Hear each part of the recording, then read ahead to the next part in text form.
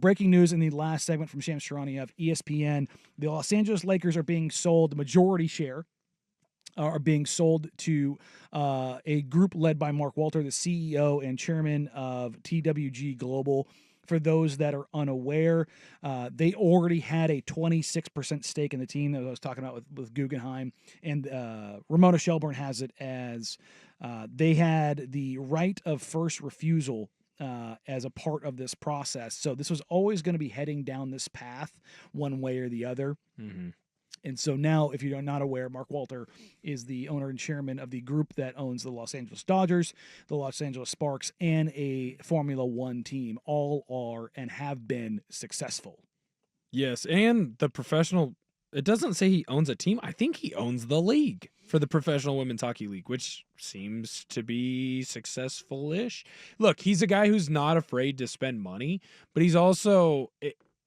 They hire the right people. He spends money like he's Uncle Stevie with the Mets, yet he maximizes his dollars like he's Billy Bean with the A's. So you have the best of both worlds in a guy who cares about sports, cares about being popular in sports, and if you're LA, it's a guy who gets LA sports clearly, right? He owns 3 LA-based teams, and he's been highly successful with both of those teams, right? He's gone out and gotten stars for the MLB team. He's gotten WNBA stars for the women's basketball team. He's been a part of this organization in the Lakers for quite a while.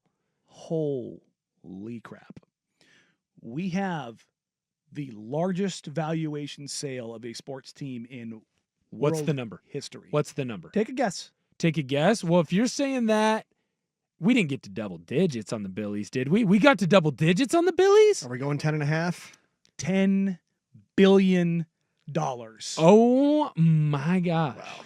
That's like 39 years. Look, I said the valuation was 7, but it was going to be probably 9.5. Well, you always overpay. And is he now getting full, like, sole ownership stake? This is the $10 billion valuation. Oh, okay. So he's not paying $10 billion. No. So I this misunderstood. is a tweet from Shams. Mark Walters entered an agreement to purchase majority ownership of the Lakers from the Buss family for a valuation of approximately $10 billion. So whatever percent of the team that he buys will be a percent of $10 billion. Gotcha. So if he bought 51%, he's spending $5.1 billion. Yeah. So, gotcha. And they're already at 26. And I couldn't find it. Is it prorated? I think it's 15% is necessary. It's either 15 or 20, somewhere in that range. I think I remember seeing that number a while back, and I think the 15 or so sounds right. 15 I don't think it's up to 20. Out. Yeah.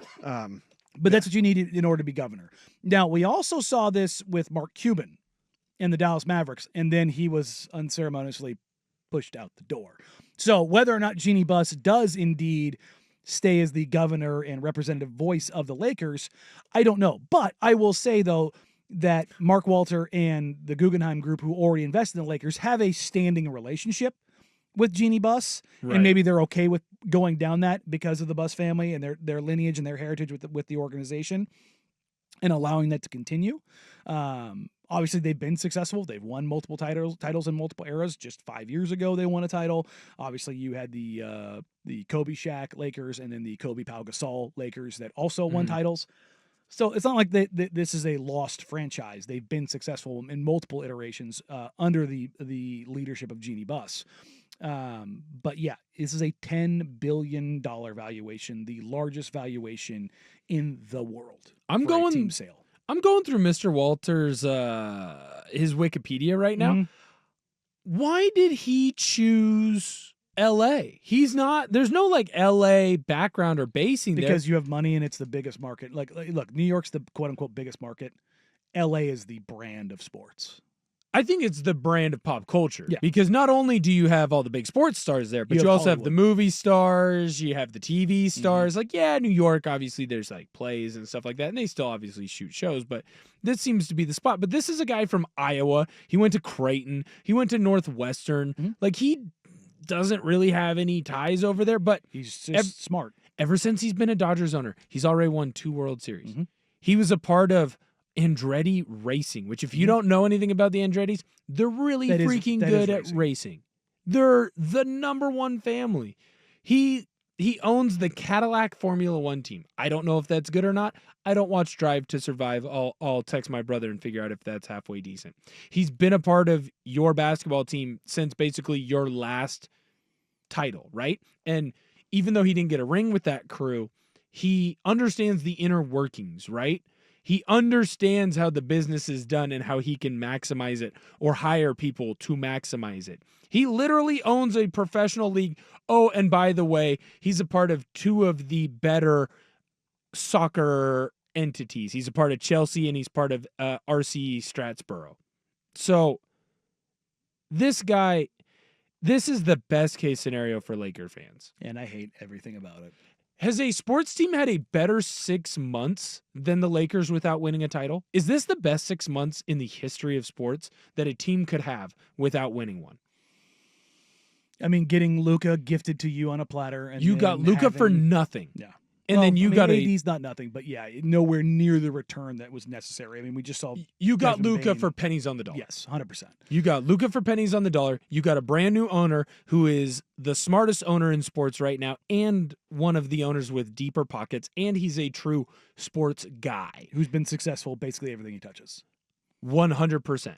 And you're going to trade Austin Reeves probably this offseason and get a great center back in return. I don't know how, but some way, somehow, Pelinka's going to fleece someone, and all of a sudden, Wemby's going to be a Laker. Yeah, well, we're not going as a that far, center. for the love of God. Spurs would murder somebody. But yeah, like if you're this ownership group coming in, you're coming in at the best time because you're in between eras and you have a face of the franchise, face of the league type, and Luka Doncic.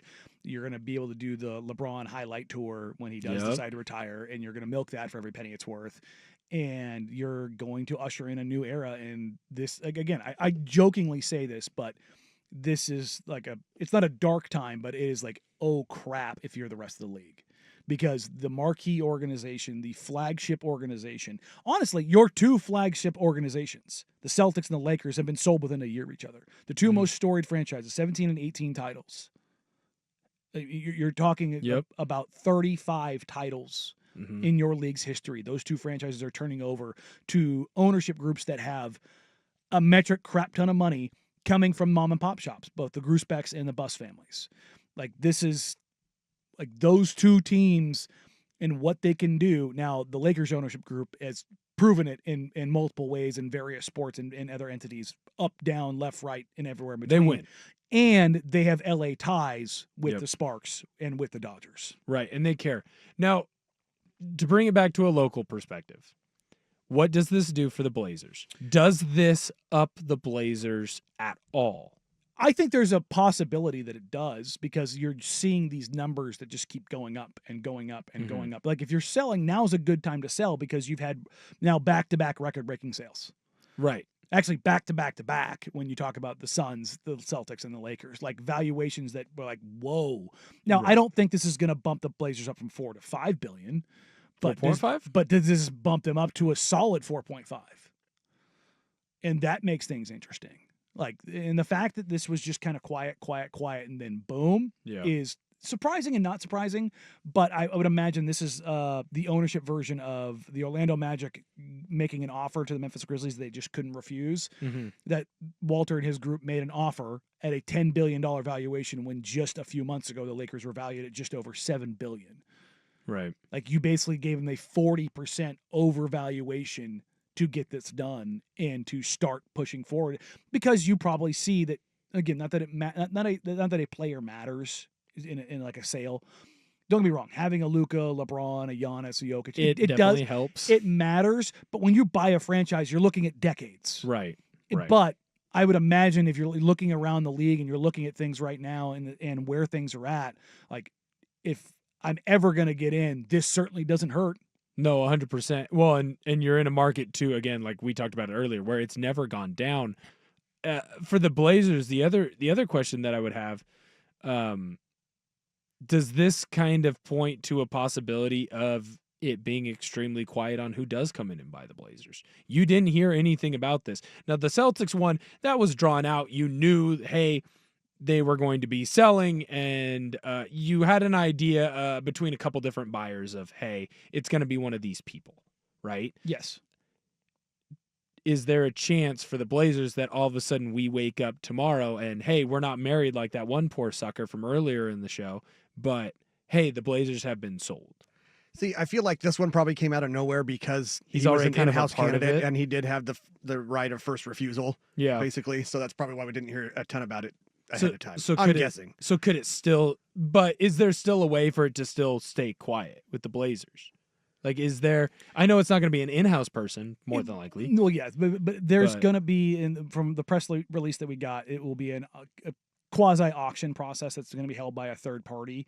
I don't know how quiet that'll be kept. I'm sure we'll start hearing some names. You know, with the Celtics, you know, you heard some names, and then again with the expansion in Seattle and Las Vegas, I have a pretty good idea of the teams, the groups that are locked in on those. Yeah. We've talked about it a lot. The ownership group for the Seattle Kraken is, I would put near the top of the list as the ownership group with other partners who are looking to get the Seattle franchise. Which would be smart for them. Yeah, Same building, everything's you're run solidifying things much like Right. Walter is in LA with the Dodgers and Lakers. You Right. have the two biggest brands. It's what Paul Allen could have done in Portland. It's why people are frustrated with him never bringing in the hockey team. Yeah, and so it will be interesting. And then in Las Vegas, I read off Bill Simmons' tweet from 2022 the other day about, I can't wait for Rafael Devers to be traded for 5 prospects while Fenway Sports Group cuts payroll in anticipation of buying the Las Vegas franchise. Like, that's been like the worst kept secret in basketball, that Fenway Sports Group and LeBron James are going to be partners on the franchise in Las Vegas. Now, certainly somebody else could come over the top because, you know, the other part of this is when you're talking about locally, and not just the Allen estate, but the NBA at all and at large, is that if this valuation is up and the Blazers are up and the Celtics are up, does now the expansion rights fees, they lock in? Like, there's been talks about it being $6 billion. Is the floor now $6 billion? Yeah. Just for the expansion rights. Which that's insane, because you would think, like, the Blazers, I understand it's a smaller market. You still have a title here. You have a franchise that has been very successful. You have a fan base that is very locked in. If you look over, how could the expansion rights be more? And that's the thing, is like it gets very crazy and it starts limiting who gets into it. But also the NBA needs more deep pocketed owners. Like, as I've talked about over and over again, you have this in the NFL. You have the Brown family, who they have basically the same net worth as Clay Bennett, who owns the Oklahoma City Thunder. It's roughly $600 million to $800 million, depending on what you look at. But they aren't like billions upon billions. Now, it doesn't necessarily guarantee success. Yes, it has done wonders for the Clippers and Ballmer, who just throws money at everything. Right. Like, for as much as the Clippers are, you know, quote unquote, a joke, they've been very successful. Under Steve Ballmer, 100%. Yes. And again, but they're successful not just because of his deep pockets, but because he's an owner that cares. Yes. It's why when the Blazers had a lot of their success, you had an owner who cared. And yes, he was willing to throw money at it, but he cared, and he got the right people in the right You positions. can also have to go somebody get. with all the money in the world players. that is nothing but a problem. See the Carolina Panthers. Right. I think the Cleveland Guardians, if I remember right, their owners are top 3 in the MLB. Like, everyone thinks of the Yankees as the big bad wolf. They're willing to spend a bunch of very money. similar to the Buss family. They do not have the cash on hand resources that they used to have, Yes, right? like 40 years ago, yeah. Yes. But we are in a different economic climate to where you have got to have billions with a capital B. Right. You're not going against electricians and plumbers at ownership groups anymore. You're going up against big wigs. The richest people on the planet. And yet the Yankees are still willing to spend, and Cleveland is not, because they're running it more like a business. Yes. So when that ownership group comes in, to me, it's not necessarily going to be about the money. It's, do you have a crew that cares about sports? Do you have a sports guy? That's why this LA one, and we hit on it already a bunch, but that's why it's so scary for the NBA. You have a guy with the deepest pockets, and he's a sports guy. And if you're a Blazer fan now, I think your hope has to be whoever comes in and whoever purchases this team, are they a sports guy or girl? Do they care about sports the way that you care, the way that I care, the way that Russ cares, the way that we care?